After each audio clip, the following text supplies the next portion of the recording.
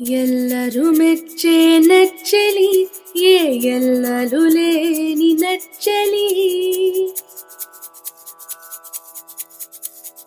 ಎಲ್ಲರೂ ಮೆಚ್ಚೆ ನೆಚ್ಚಲಿ ಎಲ್ಲಲು లేని నచ్చలి తెలుగు వనితల సాహిత్యం వెలుగు చరితల ఔన్నత్యం లోకమంతటికి వెల్లడి చేసే ముచ్చటలాడే నచ్చలి స్త్రీ ప్రగతికి నిచ్చెన నచ్చలి ಎಲ್ಲರೂ మెచ్చే నచ్చలి ఎల్లలు లేని నచ్చలి. నెచ్చలి అంతర్జాల వనితా మాస పత్రిక. ఎల్లలు లేని నచ్చలి. నమస్కారం ఉమాభారతి గారు, బాగున్నారా? బాగున్నానండి, నమస్తే. నమస్కారం అండి. నెచ్చలితో ముఖాముఖికి మీకు స్వాగతం అండి. ముందుగా మీ బాల్యము, విద్యాభ్యాసం, జీవిత నేపథ్యం నుంచి మొదలు పెడదామండి. చెప్పండి. బాల్యం అనగానే గీత గారు నాకు గుర్తొచ్చేది 4-5 ఏళ్ల వయసు నుండి నాకు డాన్స్, నృత్యం అంటే ఉన్న ఆసక్తి గుర్తొస్తుంది. తర్వాత మాస్టర్ గారు చిన్న సత్యం గారు డాన్స్ క్లాస్కి వెళ్ళడం, గొప్ప నర్తకిని అయిపోవాలని నా కళలు గుర్తొస్తాయి. ఇక ఇంట్లో నేను పెద్దదాన్ని అవడంతో ఒకంత ఎక్కువే బాధ్యత, క్రమశిక్షణ, జవాబుదారీతనం ఇవన్నీ గుర్తొస్తాయి. తర్వాత డాన్స్ క్లాస్కి వెళ్ళడం అంటూ నేను చూడ్డానికనే వెళ్ళేదాన్ని. కానీ మాస్టర్ గారు నాకున్న ఆసక్తి గ్రహించి పాపం చొరవ తీసుకొని ఆయన మా ఇంటికి వచ్చి మా అమ్మ నాన్నలతో మీ అమ్మాయిని డాన్స్ క్లాస్కి పంపించండి అని అడగడం, వాళ్ళు సరేనండం, నా నృత్య శిక్షణ మొదలవడం కూడా గుర్తొస్తుంది. ఇక దాంతో పాటు హోలీ ఏంజల్స్ కాన్వెంట్లో మెడ్రాస్లోది, ఆ తర్వాత గుంటూరులో సెయింట్ జోసెఫ్స్లో, ఆ తర్వాత ప్లాటినం జూబ్లీ వరంగల్, ఈ స్కూల్స్లో జరిగిన నా విద్యాభ్యాసం కూడా గుర్తొస్తుంది. ఇక మా నాన్నగారు మేజర్ సత్యనారాయణ గారు, ఆయన రిటైర్డ్ మేజర్ ప్లస్ మళ్ళా సివిల్లో కూడా సేల్స్ ట్యాక్స్ డిపార్ట్మెంట్కి డిప్యూటీ కమిషనర్గా వారు రిటైర్ అయ్యారు. ఆయన కళాభిమాని, మంచి కళాకారులు కూడా. ఆయన మెద్రాస్లో BA LLB చదివేప్పుడు శోభనాచల స్టూడియోస్ అని మరి మీరు విన్నారో లేదో నాకు తెలియదు, పెద్ద బిగ్ ఫర్మ్ అనమాట అప్పట్లో. ఇక్కడ కొన్ని ఫిల్మ్స్కి ఆయన అసిస్టెంట్ డైరెక్టర్గా పనిచేశారు. తర్వాత బాగా పాడతారు నాన్న, పద్యాల విను. జాషువా కవిత్వం అంటే చాలా ఇష్టం. ఆయన కళాభిమాని, దాంతో నాకు ప్రోత్సాహం కూడా కావాల్సినంత లభించింది అనమాట. మా అమ్మ Sharada, from a very effluent family. ఆవిడ బాగా హైలీ ఎడ్యుకేటెడ్. దాంతోపాటు ఆవిడకి డాన్స్లోను సంగీతంలోను ప్రవేశం ఉంది. తర్వాత మంచి అభిరుచులు ఉన్న మనిషి. ఆవిడ డ్రెస్ డిజైనింగ్ ఏంటి, మేకప్ ఏంటి, ఆవిడే సాటి. ఇక నా కెరియర్ ఏంటి, నేను తీసిన చేసిన సినిమాలు, వీడియోలు, టెలిఫిల్మ్లు అన్నిటికీ అమ్మే. వాళ్ళిద్దరు ప్రోత్సాహం నాకు ఒక వరం అండి. చాలా బాగుందండి. ఇకపోతే నేను పుట్టింది గుంటూరు, కానీ పెరిగిందంతా హైదరాబాద్, మెద్రాస్లో. చాలా చిన్నప్పుడు మెద్రాస్లో అక్కడే డాన్స్ అది మొదలు పెట్టాను. ఇంకా తర్వాత స్కూలింగ్, దెన్ మొత్తం ఇంకంతా హైదరాబాద్ నుంచి స్ట్రైట్ గా హ్యూస్టన్ రావడం. అది అంటే నాన్నగారి వృత్తిరీత్యా మీరు మద్రాస్ వెళ్ళారా? నాన్న ఆర్మీలో పనిచేసేవారు. ఆయన ఇయర్ కి ఒకసారి ఆయన్ని ట్రాన్స్ఫర్స్ ఉండే అనమాట. ఆర్మీ హెడ్ క్వార్టర్స్ ఎక్కడ ఉంటే అక్కడ ఆయన కమాండర్ ఇన్ చీఫ్ గా చేశారు. తర్వాత మేజర్, అన్ని అలాగే రిటైర్ అయ్యారు కూడాను. కాకపోతే అది ఇయర్ కి మాత్రం జస్ట్ 3 months ఆర్మీకి చేసేవారు. రిజర్వ్డ్ అండి, is a reserved officer for army. ఆ తర్వాత రెగ్యులర్ గా సివిల్లో ఆయన deputy commissioner of commercial taxes. ఇక అలాగే రిటైర్ అయ్యి ఆయన కమర్షియల్ ట్యాక్సెస్ లో he use to handle 2 different jobs. అంటే మిమ్మల్ని బాలనటిగా పరిచయం చేయాలని ఆలోచన ఎవరిది? అమ్మగారిదా, నాన్నగారిదా? చెప్పాలంటే ఎవరి ఆలోచన కాదండి. డాన్స్ ఒక్కటే నాకు మా అమ్మ నాన్నలు నన్ను ప్రోత్సహించటం, అదొక పెద్ద మేజర్ ఇదనమాట ఇంట్లో. నా ఆసక్తి, వాళ్ళ ప్రోత్సాహం. అయితే అది బాలనటిగా ఎట్లా జరిగిందంటే, నేను ప్లాటినం జూబ్లీలో 6th grader అప్పుడు. అయితే ఇండిపెండెన్స్ డే సెలబ్రేషన్స్ అప్పుడు డాన్స్ ప్రోగ్రామ్స్ అవి సెలబ్రేషన్స్ ఉంటాయి కదా స్కూల్లో. మాధవరావు గారు, మాధవరావు గారు, ఆయన డైరెక్టర్. ఆయన నా డాన్స్ చూసి దగ్గరికి వచ్చి అభినందించారు. అభినందించాక మిగతా కొన్ని డాన్స్లు అవి కూడా నేనే కొరియోగ్రాఫ్ చేశాను. అంత చిన్నప్పుడు ఎలా చేసావమ్మా అని తెలుసుకొని చాలా ఆశ్చర్యపోయా. అసలు సినిమా సంగతి అంటూ అసలు ఎప్పుడు అసలు దేర్ వాజ్ నో ఆలోచనే లేదనమాట. కొన్ని రోజులకి మన చక్రవర్తి ప్రొడక్షన్స్, అక్కినేని నాగేశ్వరరావు గారు చక్రవర్తి ప్రొడక్షన్స్ నుంచి కబురు పెట్టారు. చిల్డ్రన్స్ బ్యాలే సుడిగుండాలు సినిమాకి చిల్డ్రన్స్ బ్యాలే ఒకటి ఉంది, అందులో భారతమాత వేషం వేయమని అడిగారు అనమాట. సరే ఏదో బాగుంది చూద్దామని ఇక హైదరాబాద్ బయలుదేరాం.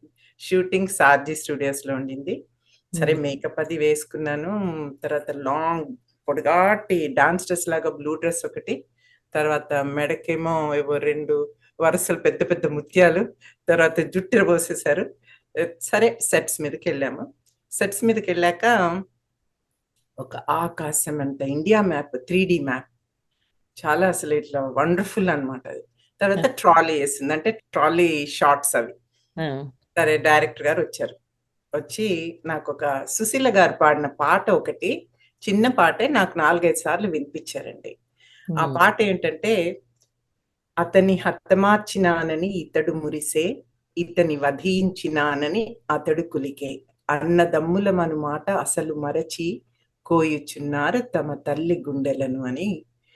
అటు ముందు వెనుక హమ్మింగ్, ఈవిడ భారతమాత మ్యాప్ దగ్గర నుంచి ఇలా వచ్చి ఆవిడ దుఃఖం అనమాట అదంతా అని. ఇంకా డైరెక్టర్ దగ్గర ఇది వచ్చారు, దగ్గరికి వచ్చి, ఇదమ్మా భారతీయులు కోటాని కోట్ల మంది నీకు బిడ్డలు, అందరూ తన్నుకుంటున్నారు, ఒకరినొకరు చంపుకుంటున్నారు, దేశ విభజన జరిగిపోయింది, నీకెంత బాధగా ఉంటుంది చెప్పు అనేటప్పటికి ఆ పాట విని విని ఉన్నానేమో ఏడవటం మొదలు పెట్టాను. సో ఎనీవే బాగుంది. అంటే సాహిత్యంలో ఉన్న ఆ గొప్పతనము మనిషిని ఎంతగా తాకుతుంది అనేది, ఎంతగా ప్రభావితం చేస్తుందని నాకు ఆ రోజు నుంచి నాకు బాగా అర్థమైందండి. సో ఆ తర్వాత కొన్ని గంటల్లో షూటింగ్ ముగించుకున్నాము, వరంగల్కి వచ్చేసాము. కాకపోతే ఆ రోజు ఒక ఇంపార్టెంట్, చాలా ముఖ్యమైనది జరిగింది. ఏంటంటే సెట్ మీద ఉండగా ఉమా మహేశ్వరి బదులు ఉమా భారతిగా పేరు మార్చితే బాగుంటుంది అన్నారు. సో మా నాన్నకు కూడా చాలా నచ్చినట్టుంది, ఒప్పేసుకున్నారు. ఇక ఆ క్షణం నుంచి నా స్టేజ్ నేమ్ గానీ నా స్క్రీన్ నేమ్ గానీ లీగల్ గా యాక్చువల్ గా ఉమా భారతి అని ఫిక్స్డ్ అనమాట. మీ అసలు పేరు ఉమా మహేశ్వరి అన్నమాట. అవునండి, Uma Maheshwari given name by birth. బాగుందండి. అది బాలనటిగా అంటే అది సంగతి. తర్వాత మరి అంటే అక్కడి నుంచి రామారావు గారితో కూడా మీరు యాక్షన్ చేయగలిగినటువంటి ఆ స్థితికి నటిగా ఎదిగారు కదా, అంటే ఆ ప్రస్థానాన్ని గురించి కొద్దిగా చెప్పండి. ఇక అంతేనండి, అక్కడ బాగా డాన్స్ అది ఇంట్రెస్ట్ తో నడుస్తా ఉంది. ఆ తర్వాత నేను ఇంటర్మీడియట్ లో జూనియర్ కాలేజ్, అది అప్పుడు ఇంటర్మీడియట్ పియూసీ అది అయిపోయింది, ఆ కాలం అయిపోయింది. జూనియర్ కాలేజ్ సెకండ్ ఇయర్ లో ఉండగా అదే మాధవరావు గారు దాశరథి రంగాచార్య గారిని, ఆయన గొప్ప పేరున్న రైటరు, చిల్లర దేవుళ్ళు అనే నవల రాసి దానికి సాహిత్య అకాడమీ అవార్డు కూడా వచ్చింది. అది చారిత్రాత్మక నవల అని చెప్పారు. అప్పట్లో నేను పెద్దగా నవలలు అవి ఇంకా చదవటం లేదు, నాకు అసలు పెద్దగా ఇది లేదు. ఆయన రంగాచార్య గారిని తీసుకొని తర్వాత కొంతమంది ప్రొడ్యూసర్స్, చిల్లర దేవుళ్ళు ప్రొడ్యూసర్స్ తీసుకొని ఇంటికి వచ్చారు. ఇంటికి వచ్చి, ఇదిగమ్మా ఇది నవల, అందులో మంజరి పాత్ర హీరోయిన్ రోల్ మీరు వెయ్యాలి అని అడిగారు అనమాట. అడిగితే నాన్నగారు అంతా విని సరే అన్నారు. ఇంకా నాన్న సరే అంటే దెర్ ఇస్ నో క్వశ్చన్. సరే ఒక 4 రోజులు సెలవు పెట్టి అందరము వరంగల్ దగ్గర గడి అని ఉంటుంది, అదంతా దొరలు గడి ఆ కథ కదా. సో అక్కడ గడిలో షూటింగ్ 30 days అవుట్డోర్. కాకపోతే సారథిలో చేశారు, వరంగల్లో చేశారు, ఇంకా అది మెయిన్ ఆ 30 days షూటింగ్. అక్కడ సావిత్రి గారు నా మదర్ వేశారు, తర్వాత ప్రభాకర్ రెడ్డి గారు నా ఫాదర్ వేశారు. వాళ్ళిద్దరు చాలా ఆప్యాయంగా మాట్లాడేవారు నాతోటి. చాలా 1, 2, 3, 4 సార్లు, యాక్చువల్ గా ఎక్కువ సార్లే మేకప్ మ్యాన్ పిలిచి, ఏంటయ్యా మా అమ్మాయి మేకప్ ను సరిగ్గా చేయటం లేదు అని మందలించేవారు. ఒక రోజు అయితే సావిత్రి గారు ఆవిడ కూర్చొని నా జడంతా ఇప్పేసి ముందు నుంచి వెనక్కి అంతా దువ్వి, ఇదో ఇలా ఉండాలి ఇలా చెయ్యాలని చెప్పి వాడు చూపించింది కూడా. సో అలా బాగా మంచి అనుభవం అండి. కాంచన్ గారు వెరీ ఇంపార్టెంట్ రోల్ వేశారు. ఆవిడదే పివట్ రోల్ అన్నమాట. తర్వాత సంగీతం అండి, సాంగ్స్. అందులో 3 పాటలు మెయిన్ గా నా మీద తీసినవి. కలువకు చంద్రుడు ఎంతో దూరం, కమలానికి సూర్యుడు మరీ దూరం. చాలా ఫేమస్ పాట అది. చాలా ఫేమస్, చాలా పాపులర్ సాంగ్ అది. అది ఇంకొకటేమో పాడాలనే ఉన్నది వినిమెచ్చి మనసిచ్చే మనిషి ఉంటే అని అదొక పాట. హీరో అండ్ కొంచెం హీరోయిన్ మీద తీశారు.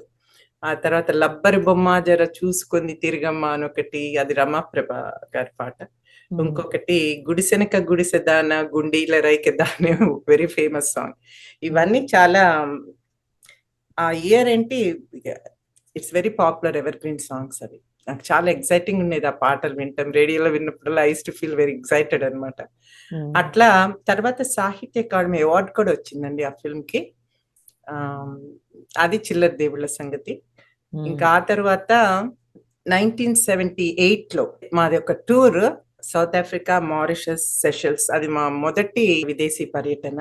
చాలా చక్కగా విజయవంతంగా ముగించుకొని ఇంటికి వచ్చాము. అది వచ్చి రాగానే ఆ నెక్స్ట్ డే వెంకటరత్నం గారు ఫోన్ చేసి, ఆయన ప్రొడ్యూసర్ అనమాట యమగోళకి, ఇది ఒక మంచి పాట ఉంది ఉమా, తప్పకుండా చేయాలి. మా ఫాదర్కి ఆయన తెలుసు, తప్పకుండా చేయాలంటే సరే బాగానే ఉంది, వెళ్దాం పద బ్రేక్ అని ఓ వారం రోజులు నేను అమ్మ నాన్న వెళ్ళాం. వెళ్తే అక్కడ ఆ సినిమాలో చేసింది ఇంద్రలోకంలో ఎన్టీఆర్ గారితో అదొక డాన్స్ సీక్వెన్స్ అనమాట. చాలా మంచి పాట. అది కూడా వెరీ హిట్ సాంగ్. నడక ఏదైనా నాట్యం ఒక్కటే, అన్ని కళల పరమార్థం ఒక్కటే, అందరినీ రంజింపజేయుటే, ఆడవే అందాల సురభామిని అని రంభా ఊర్వశి మేనక, నేను ఊర్వశిగా నర్తించాను ఆయన పక్కన. అదొక హైలైట్ అండి ఆ సినిమాకి. That song was highlight. ఆ సాంగ్ ఆల్సో మార్వెలస్ సాంగ్ అది. అట్లా చాలా మంచి very nice time I had. Practice చేయటమే ఒక 3 days పట్టింది, షూటింగ్ మరొక 3-4 రోజులు పట్టింది. దాంతో అది ముగించుకొని ఇంటికి వచ్చాము. అది కూడా చాలా ఫేమస్ పాట. చాలా ఫేమస్ పాట. అసలు ఆ సీన్, ఆ టేకింగ్ అంతా చాలా బాగుంది. బాగుండింది. మంజు భార్గవి, లక్ష్మి వాళ్ళేమో మేనకను రంభ వేశారు. నాకు కూడా బాగా క్లోజ్ అయ్యారు ఆ వారం రోజులు. చాలా సరదాగా గడిపాము. ఇదో ఈయన ఎన్టీఆర్ గారు రాగానే మళ్ళీ కొంచెం అంతా సర్దుకొని ఆ షూటింగ్ లో బాగుంది. అది నడిచింది. తర్వాత ఇంటికి వచ్చిన తర్వాత కొన్ని ఫ్యూ మంత్స్ అయినట్టుందండి, ఆయన కర్ణ మూవీ తీస్తున్నారు, దానవీర సూర కర్ణ. అయితే ఆయన స్వయంగా ఆయన్ని ఫోన్ చేశారు. ఫోన్ చేసి ఉమాకి నేను I will give her a nice ఇది, ఆయన అంతటా ఆయన పిలిచి ఆయన చెప్పటం అంటే. కానీ అప్పటికే నాన్న అన్నారు, ఉమాది ఎంగేజ్మెంట్ అయ్యేలా ఉందండి, ఫిక్స్ అయ్యేలా ఉంది, మరి సో సారీ అది ఇదని అన్నారు అనమాట. దాంతో అది కట్ ఆఫ్ అయిపోయింది. సంహౌ అట్లా డీవియేషన్ వచ్చేసిందండి. ఇట్స్ మాకు చెయ్యాలని కానీ చేయకూడదని కానీ ఏమీ లేకుండే. నేనేమో మా నాన్న చెప్తే అది నువ్వు చెయ్యమ్మా అంటే చేస్తాను, ఇంకా లేదు కట్ ఆఫ్ అంటే కట్ ఆఫ్ అన్నా.